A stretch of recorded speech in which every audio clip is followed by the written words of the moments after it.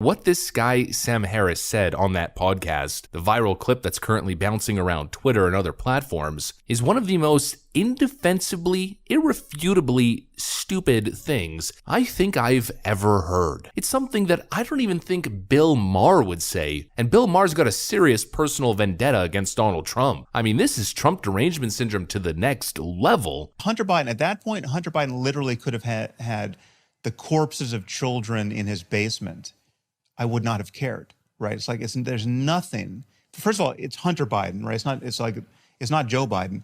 But even if whatever scope of Joe Biden's corruption is, like if we could just go down that rabbit hole endlessly and understand that he's getting kickbacks from Hunter Biden's deals in Ukraine or wherever else, right, or China, it is infinitesimal compared to the corruption we know Trump is involved in. It's like a firefly to the sun, right? I mean, like there's just it doesn't even stack up against Trump University, right? Trump University as a story is worse than anything that could be in Hunter Biden's laptop, in my view, right?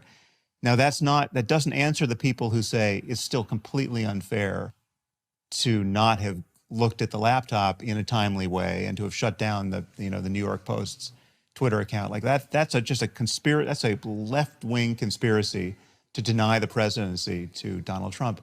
Absolutely, it was absolutely right. But I think it was warranted, right? And again, it's a coin toss as to whether or not Sam, I'm sorry. That particular piece. I'm really sorry. I was the one that said we should move on, but you've just said something I really struggle with there, which is the kids in the basement.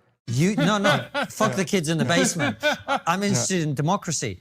You're saying you are content with a left-wing conspiracy to prevent somebody being democratically re-elected as president? Well, no, I'm content. Well, but the thing is, it's just not left-wing, right? So Liz Cheney is not left-wing, right? Liz Cheney is doing everything in her power. You're content with a conspiracy to prevent somebody being democratically elected? But there's nothing, conspiracy, it's not, it was a conspiracy out in the open. But it doesn't matter if it doesn't matter what part's conspiracy, what part's out in the open. I mean, I think it's like, if people get together and talk about what should we do about this phenomenon, if there was an asteroid hurtling toward Earth, and we got in a room together with all of our friends and had a conversation about what we could do to deflect its course, right? Is that a conspiracy?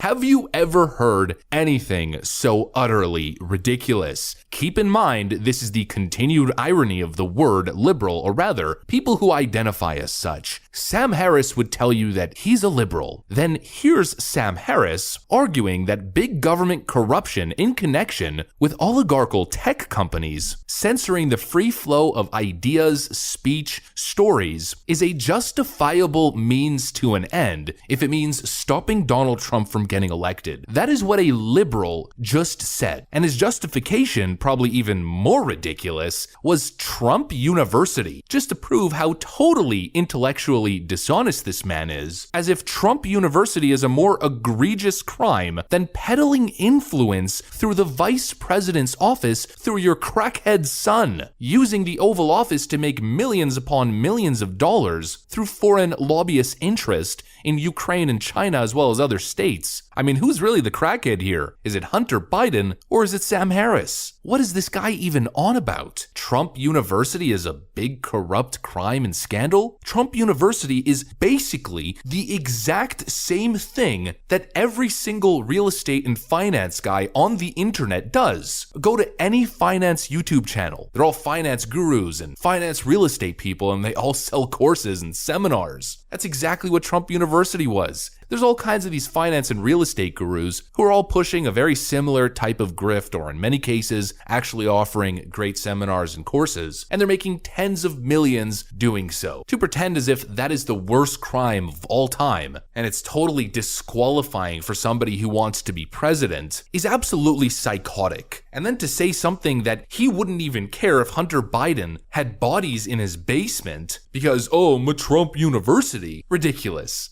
Absolutely ridiculous. And then to use that to justify a corrupt censorship conspiracy, which willfully got in the way of democracy and the American people having the information that they needed to make a clear, informed decision on who's going to lead the nation. This is some real dystopian stuff, and this guy calls himself a liberal. You're not a liberal if you're essentially promoting Soviet Union CCP style censorship, government corruption, and conspiracies to get in the way of the democratic process. What happened to democracy? The same people who have been complaining about democracy and the sanctity of democracy and Donald Trump is the end of democracy and Russia collusion influencing our elections. Whatever happened to that? Sam Harris essentially just said the quiet part out loud. That this is exactly what so-called liberals endorse. The state working with massive oligarchs to control information, control what you can and can't see, because they alone get to choose who's president, or at least get to influence it heavily, because you might make the wrong decision and you don't have the right to participate in democracy, at least not fairly, because the elites, the perceived intellectual elites like Sam Harris, are better at making decisions than you are. Well, how's that one playing out? Joe Biden continues to be the biggest disaster to ever step foot in the Oval Office, at least in modern history. Oh, but Trump University, idiotic stuff. This guy is supposedly an intellectual heavyweight. He's a munchkin as far as I'm concerned. Or his thought process has been severely compromised by his clear emotional and personal feelings about the situation. There's another way to describe it. It's called Orange Man Bad. Orange Man Bad Syndrome or Trump Derangement Syndrome, whatever you want to call it. It's all the same damn thing. And it's continued proof that it makes you act absolutely irrationally. It shows exactly why the endless persecution of Donald Trump is very easily not legitimate.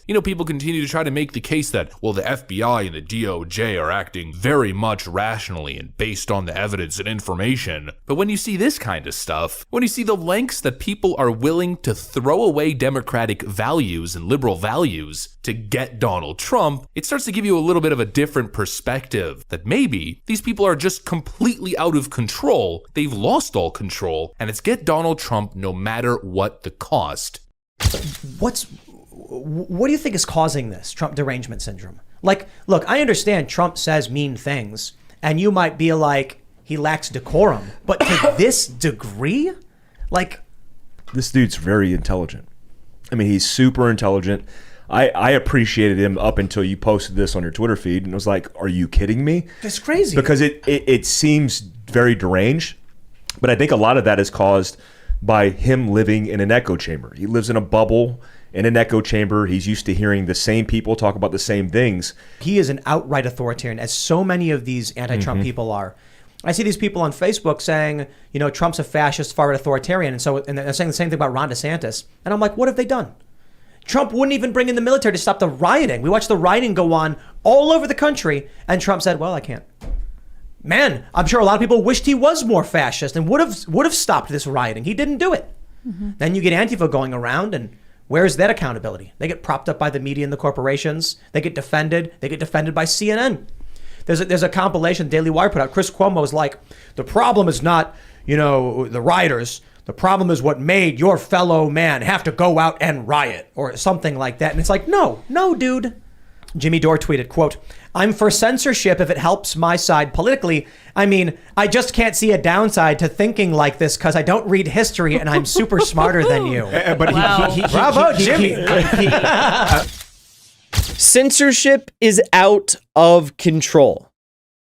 You have liberals at the World Economic Forum. You have Klaus Schwab telling you to own nothing, be happy, that you're going to eat the bugs, that they're going to slash all the profits of farmers until they lose their farms to Bill Gates, and he's going to destroy the land. They're going to cause food shortages. You got to be okay with the energy crisis and losing energy. You're not going to have gas. And most of all, you hate free speech. This is what they're telling you right now, okay? They're going after anyone and everyone, not just political people. All right, so this week, what happened?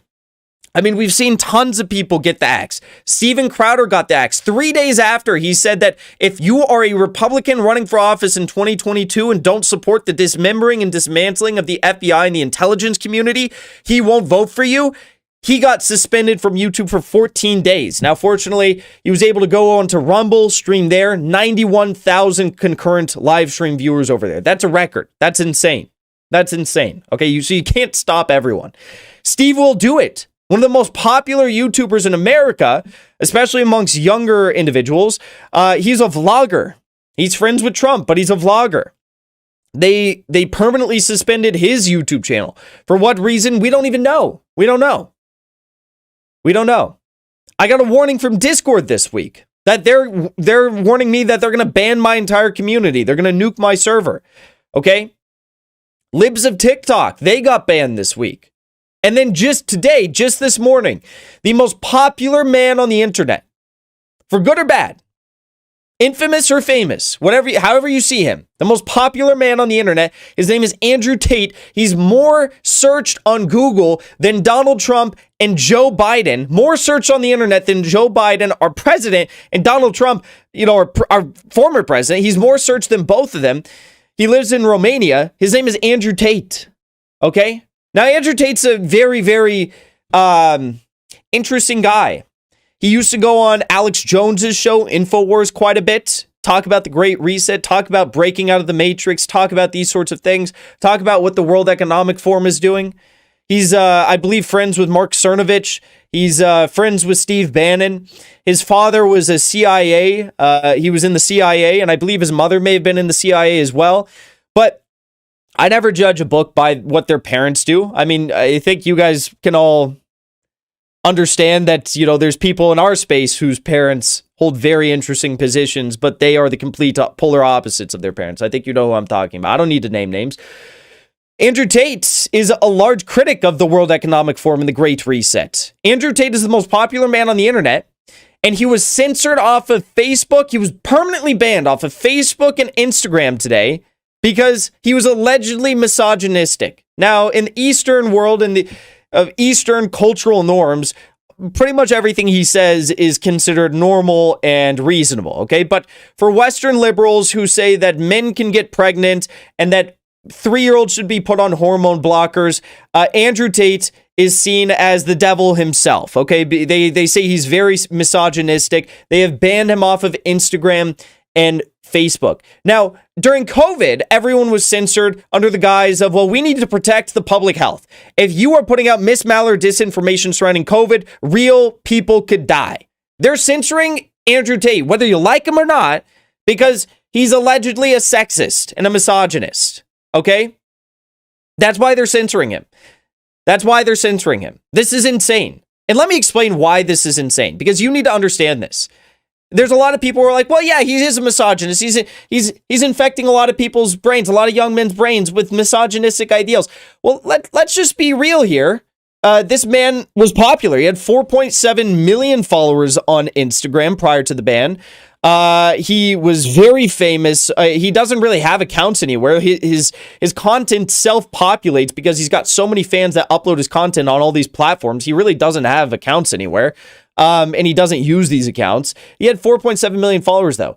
He's the most popular man on the internet, 4-time world kickboxing champion, and he preaches a message that has riled up those at Meta to the point where they have taken him off the platform. Look at this. His Instagram is gone. It's gone. Now, I had a lot of people freaking out about this, telling me that he's such a misogynist, therefore he should be taken off the internet. Well, let's be frank here. Andrew Tate is banned from Instagram and Facebook because of his allegedly misogynistic views. Yet Bill Clinton is not banned from social media, despite seen with allegedly underage girls on Epstein Island and flying on the Lolita Express 26 plus times. So you're going to tell me that, oh yes, it makes sense. Hey, we're just upholding law fairly and firmly. We're just upholding these community guidelines fairly and firmly. We're just going after misogynist people who are sexist. Well, what about Bill Clinton? Should he be banned? Should the former president be banned? I'm serious. This is a real question because this is something that none of them are going to address.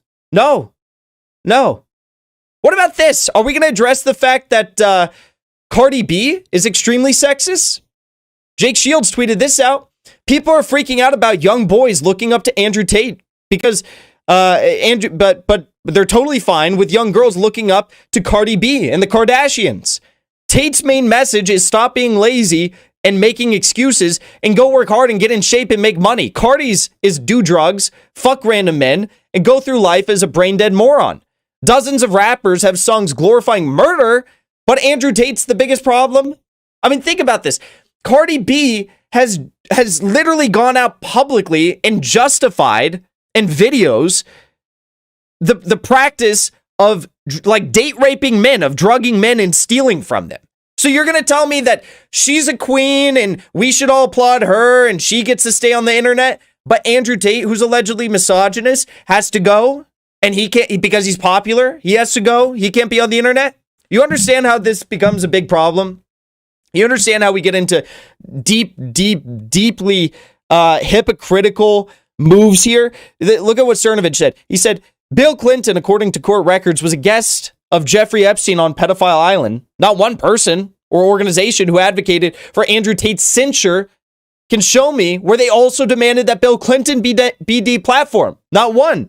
So what? What is this? What is this? What is this? Is this what we all know what is really happening?